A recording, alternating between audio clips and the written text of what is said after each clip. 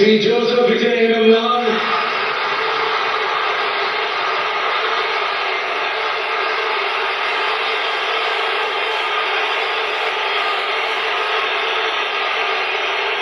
சட்டப்படி அமைக்கப்பட்ட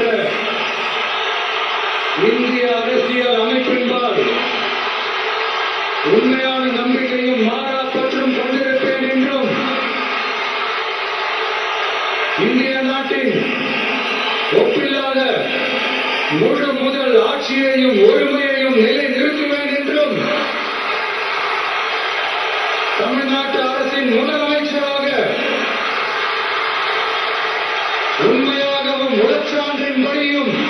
என் கடமைகளை நிறைவேற்றுவேன் என்றும் அரசியல் அமைப்பிற்கும் சட்டத்திற்கும் இணங்க அச்சமும் ஒருதலை சார்பும் இன்றி